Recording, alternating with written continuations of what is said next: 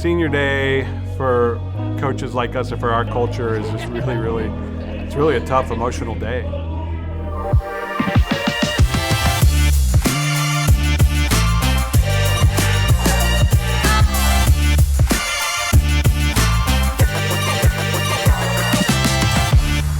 I think it was October 6th, if I remember correctly, which we still had a lot of soccer left to be played. So to even celebrate the seniors, but also to play our final home game that early in October with that many games left was very unique, very different. So we're gonna do everything in our warm-ups, and we're gonna enjoy the senior celebration on the field, but then after that, we've got what we really have the task at hand is we got a game to play.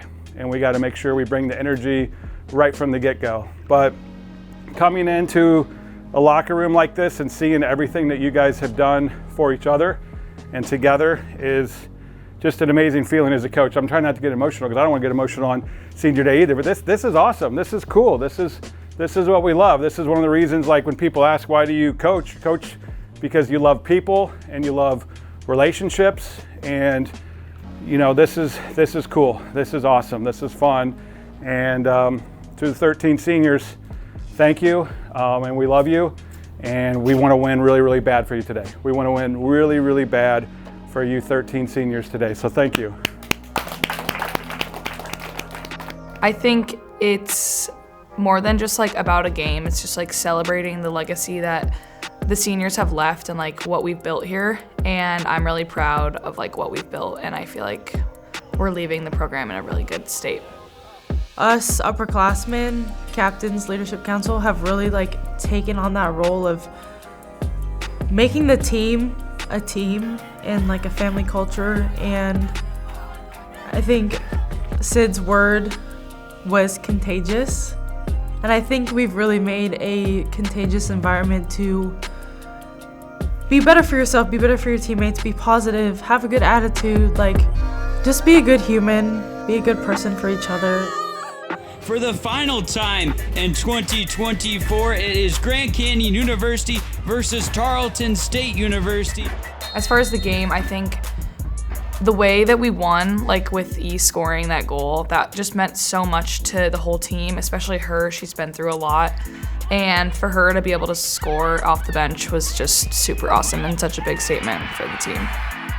E on our senior day, coming in off the bench, you know, as a senior, getting that opportunity and just scoring an absolutely just beautiful, delicious goal. Game-winning goal, 1-0 on senior day, all the emotions, and the assist came from a senior too, so it was like just a perfect, almost like scripted day. That was such a great feeling, such a great memory, and I remember the celebration after that goal was just so genuine, so pure. Senior day was super emotional. I'm like getting emotional just thinking about it.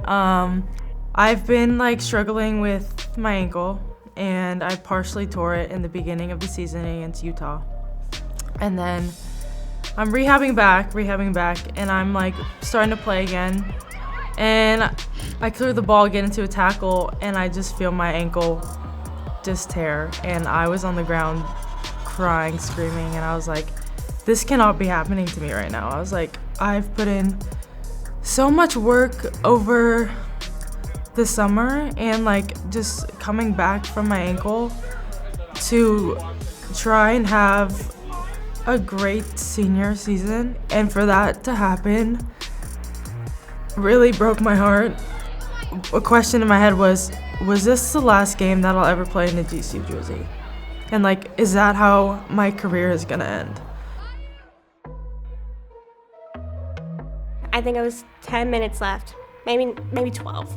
And so I'm stacked in like a wall or group marking, and these Seattle U players are pretty tall. I'm just like, but I knew like I can battle, and so that's when I got my hit, the concussion. The ball got launched, and then we went up, and I think Seattle U just got higher than me, and their elbow just landed right on my head as we just finished a free kick. It was a different hit than I'd ever had before as far as my head. I remember going to my parents, they saw the hit, they could hear like my words like slurred, I guess, a little bit. So I don't think I realized the hit was bad until I got on the bus. But I think it was definitely when we had to get back in the spring season run. I had a lot of resources, but it just took longer than all my other ones. I don't know why. Like, no one told me from a medical standpoint that I couldn't play anymore. But it was fear of the next hit, and especially for my family. I don't think my family could let me do it. You know, when her career had to come to an end, we didn't want to lose her. So we kind of we were like, how do we keep Nene? How do we keep Renee involved in our soccer family? We all love her. You know, all the coaches love her. Everybody in the soccer family loves her. We can't let Renee, even though she's out injured, we've got to keep her involved. So we decided to offer her the student manager position and to see, you know, would you want to stay involved in the soccer family that way? And she embraced the role. Obviously, every player wants to play. No one wants to be a manager over a player. Go! I really appreciated that, but I think that took time to settle with me. Would I be hurting myself more than doing myself good? Would it have been hard to be around the game, not being able to play? And shout out to my counselor here on campus. I spilled everything to her, so it was nice to get a perspective that wasn't coming from a family member, although my family's great. It was just nice to get that opinion. She's like, you don't have to see this role as something that's gonna fulfill you.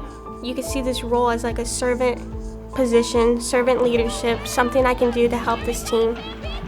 And so when I changed my perspective and altered my mindset on that I could pursue this role, still helping out my teammates and team, then yeah, I wanted to do it. And I was gonna be the best team manager they had.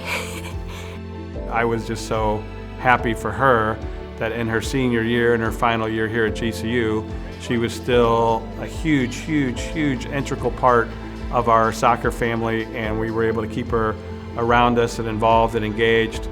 It was almost like another coach. It was almost like another coach out there with us. So we were very blessed and very fortunate to keep Renee such an involved member of our soccer family for 3 years as a player and 1 year as a student manager. Tonight, it's the 3 seed Seattle U Redhawks and the 2 seed Grand Canyon University Lopes. So getting the 2 seed was huge for us, and trying to get that bye. And we were pretty banged up, like all teams are, so no excuses. Everybody's banged up at the end of the season, but we were pretty banged up and trying to get some key players back healthy, but also trying to keep, you know, the competitive spirit and keep training at such a high level and doing a lot of scrimmaging and getting ourselves ready, and, you know, not knowing for sure until we got there of exactly who we were going to play. We were very confident going into the WAC. We had a good series of games on the road. We felt good about our Seattle performance, and although the Utah Valley game didn't go our way, we were still very excited. And we honestly wanted to play them again in the WAC tournament. Like, we were eager to see them, and we were glad we had the bye because we had a lot of injured girls, and the bye definitely gave us more time at home to kind of settle back in, and had another few days of training.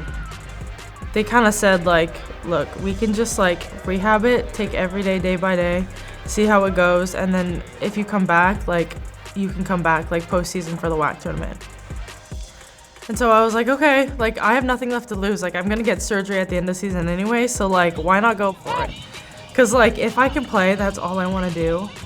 Really, you know, devastated for her in her senior year, final year of college soccer, to not be healthy, not be at 100%, and miss so many key games. But so we were really trying to get her healthy for the tournament, and then during that time we felt like the back line had really kind of solidified itself and had been doing really well, but, you know, we were struggling to score goals a little bit for us, so we thought we would try Alicia as a 9, as a center forward.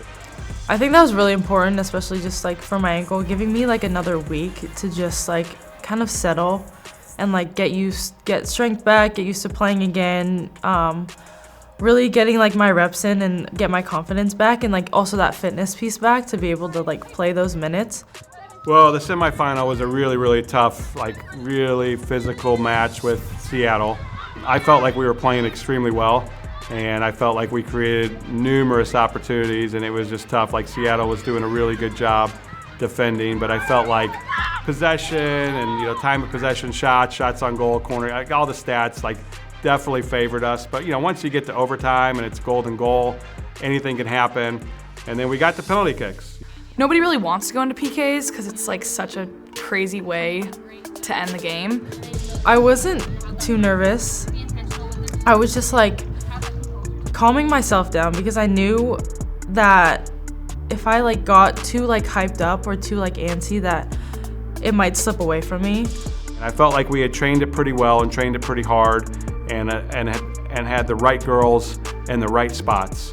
PKs are all about confidence and just like knowing where you're going, because if you know where you're going and you hit it hard enough, they're not stopping it.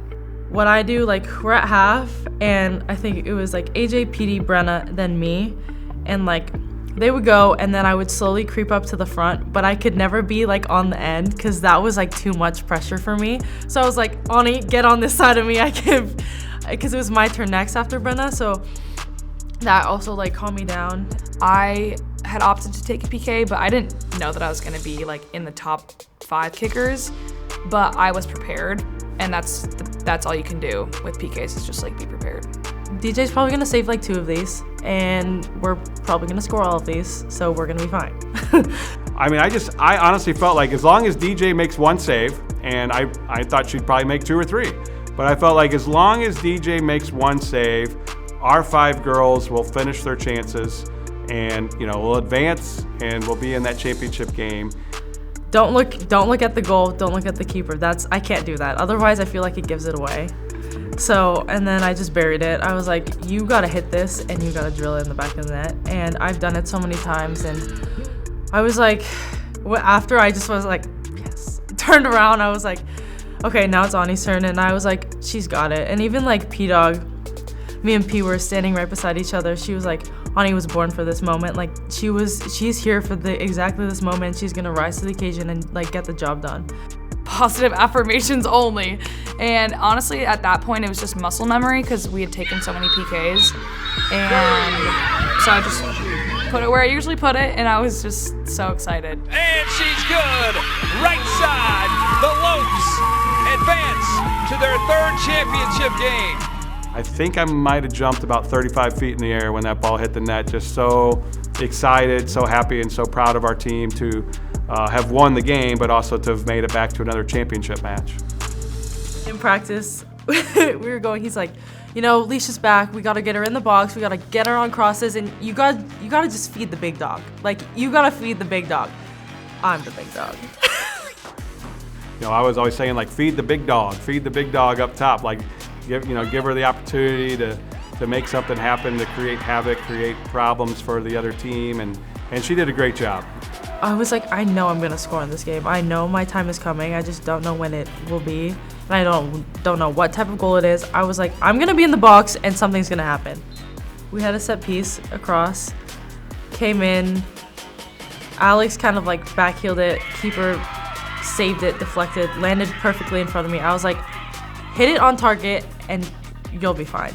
Past the keeper, and then I was like, wait, the defender's right there. Is she gonna kick it out? She mishit it and it went in. I was like, thank God. I was like so relieved and so happy because I was like, this was my role. Like I needed to put chances away, and like coming back, I needed to prove to myself that I am still an asset on this team. I'm still valued. Like I can still perform even though I might not be 100% and not like fully capable of what I could do if I was 100%, but it was just really exciting and really fulfilling for me to know that like I can still play and still get the job done for this team.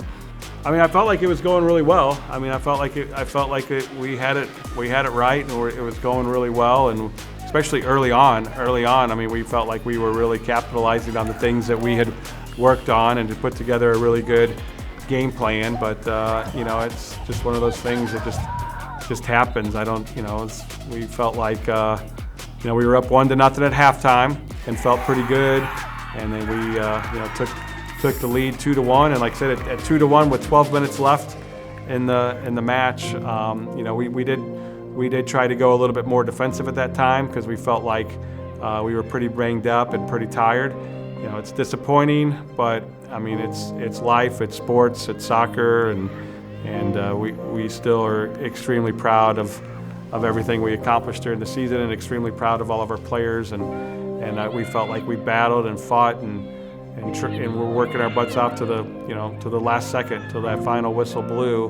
We were trying to do everything we could to try to tie that up and send it into overtime.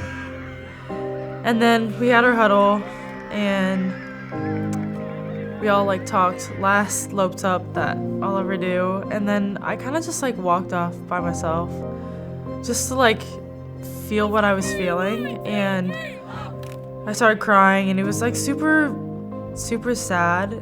Regardless of our performance, I'm proud of how we fought. Sometimes it doesn't go your way, and that's just the ups and downs of sports. 3 days earlier, we were on a huge high and had the opposite feelings. And so the pendulum swings both ways. And so that's just part of sports and experience, and it's never fun ending your career on a loss. It was a really, really good season, but it was also really tough on the girls because we have such high standards and have such high expectations and have such high goals. So to come in second in the regular season and second technically in the tournament was really, really tough, and a really, really tough way for us to end the season. But I look forward to the challenge now of moving to a new conference, new challenges, new competition, and bringing in new players into our soccer family and showing them what we're all about, and allowing them to help us continue to cultivate and create, and maybe even make our culture even better.